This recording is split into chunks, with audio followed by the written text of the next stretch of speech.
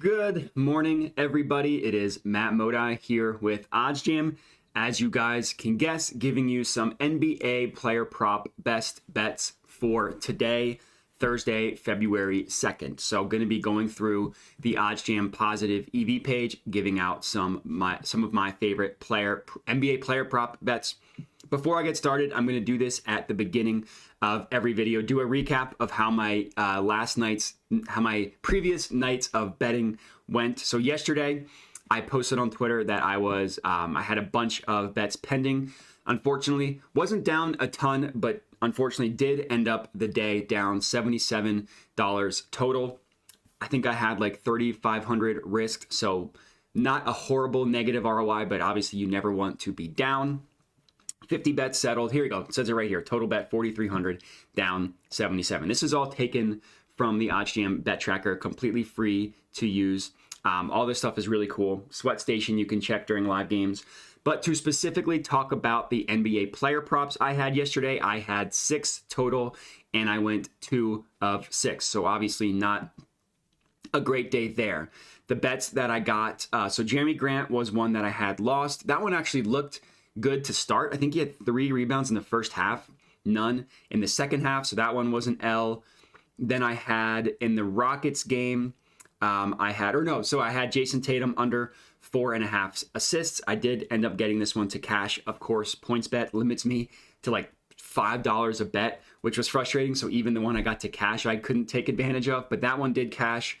This was another one that I got to cash. Alperen Sengun under 20.5 points. So 2-1 to start, and then 0-3 the rest of the day. Precious Achiuwa lost. And then the Hawks-Suns game, which was just a total shit show.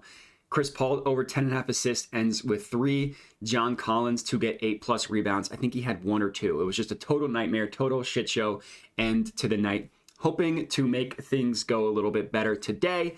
So let's get right into it. Locking in some of these player props. So number 1, and I put 3/4 of a unit on all of these plays blanketly.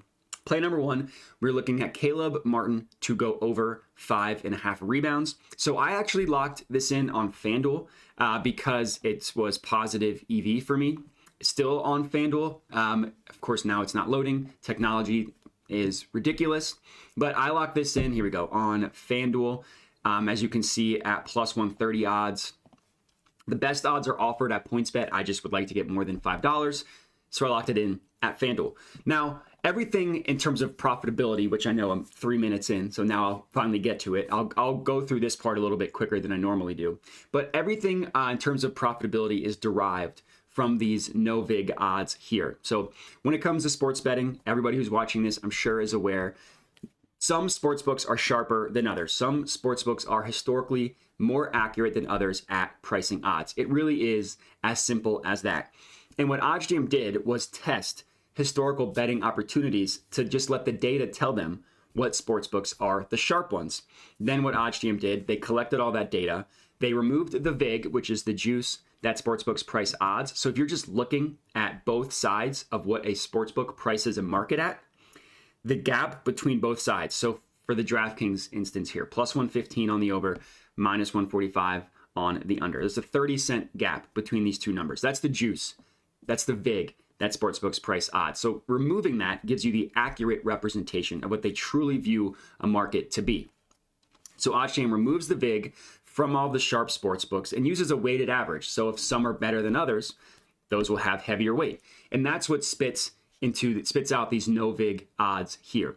In this case, pricing them at plus 128.25. So basically, if you kind of think about it from a beginning to end process, there are sportsbooks that are better than others at pricing odds. OddsJam tested to figure out what those sharp sportsbooks are and basically uses them to set the market moving forward. Basically saying, all right, if these sportsbooks that are always the best, consistently the best, have something priced one way, and we can get more favorable odds another way, and that just means more favorable to us as the sports bettor, which means more money, higher payout.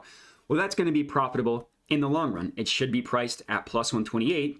We can get it on PointsBet 7 cents higher at plus 135. That is profitable. It'll hit the implied odds that we are getting on PointsBet means that we will get a higher payout than the reflected odds that the sharpest sportsbooks in the world price this to be. So play number 1, Caleb Martin over 5.5 rebounds, plus 135 at PointsBet.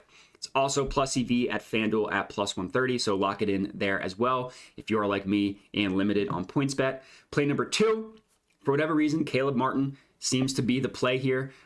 This is at Caleb Martin over 1.5 made 3-pointers. So this BetRivers line is new. I locked it in on FanDuel at plus 124, as you can see here. FanDuel at plus 124, $75, but it looks like it just updated the BetRivers line. So actually lock this in at BetRivers at plus 125. Better odds there. But regardless, the OddsJam perfect line prices this at about plus 121.5 or so. FanDuel is giving it to us at plus 124. BetRivers at plus 125. The gap between these two numbers, that is where your profitability comes from. The perfect line, the true line of this market, is lower at plus 121.5. Essentially, we can get it all the way up at plus 125. So that's kind of, again, the whole point and the whole reason why these bets are profitable. And then what you want to do, and I didn't mention this in the first one just because I wanted to kind of move on to a different pick, but what you also want to do, you want to compare the odds of the bet you're placing and compare that to every other sports book and where they price odds. Basically, you're trying to determine, okay, is the bet that I am placing, the odds of the bet that I'm placing, is it truly an outlier compared to every other sports book? And the answer to both of these so far is yes. Look at the plus 135 and the plus 130 compared to every other book. It's in the teens. Every other book is in the teens across the board. It's the same thing here. Plus 125 at BetRivers, plus 124 at FanDuel. Every other book, PointsBet is in the teens. Every other book is in the single digits. With Pinnacle, and you want to start with Pinnacle. Pinnacle is the sharpest sports book in the world. Pinnacle has this at plus 101.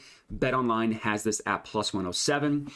Those are the two very sharp sports books. And then DraftKings, pretty sharp at plus 100. The rest of the books, minus 103, plus 100, plus 105, plus 107. All pricing it significantly below the BetRivers and the FanDuel line. So play number 2, we're hoping Caleb Martin doesn't get into foul trouble, has a good game tonight. Over 1.5 made 3-pointers. Play number 3. So we're actually skipping this LeBron James one because it was not a good enough outlier to the sharp sportsbook. So I decided to be a little bit safer, avoid this one. Play number 3, we're looking at Terry Rozier to go over 3.5 rebounds. This is at minus 125 odds at PointsBet. So I did lock this one in on PointsBet. Unfortunately, they let me get a whopping $6.25 on this one. I did lock it in. Obviously, couldn't get a ton on it.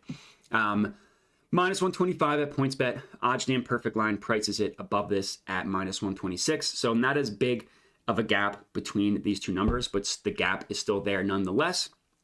And that's the most important thing. As long as there's some sort of profitability, as long as it's an outlier to the majority of sportsbooks, including the sharp ones, then we're good to go. So Pinnacle has this down at minus 160. That's a good sign. BetOnline has this 20 cents lower at minus 145. That's a good sign. And then the rest of the books, again, taking out FanDuel, minus 150, minus 150, minus 157, minus 150, minus 155. All in all, getting a really good price here on these player props with Terry Rozier over 3.5 rebounds being the play. Then the last one is Luka Doncic under 52.5 points, rebounds, assists. I understand this one feels a little bit gross, but we're getting such a good price on this one. So I haven't locked this one in yet. They only let me get $19.51 on it. So I will lock it in. Just wanted to show you that I'm not just putting less money on these because I'm less confident. It's just what the sportsbooks will allow. But this is a really good price here. Plus 105 at DraftKings. Number one, Pinnacle actually favors the under, right? If you look at both sides of the Pinnacle line, they have the under as the more expensive play. That's them telling you they think the under is the more likely scenario. Getting this at minus 118 on Pinnacle. BetOnline has the under at minus 112. They slightly favor the over, but we're getting this at plus 105 at DraftKings. So we're still getting a really good price on it because plus money, obviously everybody watching this knows, if you win half your bets at plus money, you're profiting. So BetOnline has this close to 50-50. Every other book, Bet365, 50-50. FanDuel, 50-50. PointsBet, 50-50. BetMGM, favors the under. Caesars is the only one outside of DraftKings that favors the over pretty decently. So it feels gross taking anything under when it comes to Luka, but this is just a really, really good price. And at the end of the day, it's all about the value, not what your gut tells you or what feels or doesn't feel gross. Excuse me. So these are going to be my 4 NBA player props for today. Went 3-1 2 days ago, went 2-4 yesterday, hoping for a better day today. And that's going to be it. So appreciate everybody watching. I will say, should have mentioned this at the beginning. If you want to find me on social media, you can at my Twitter that I referenced at the beginning. It's on the screen here, Jedi Modi. Also on Pickett at OddsJam_Matt. Now that's it. So appreciate everybody watching and have a good one.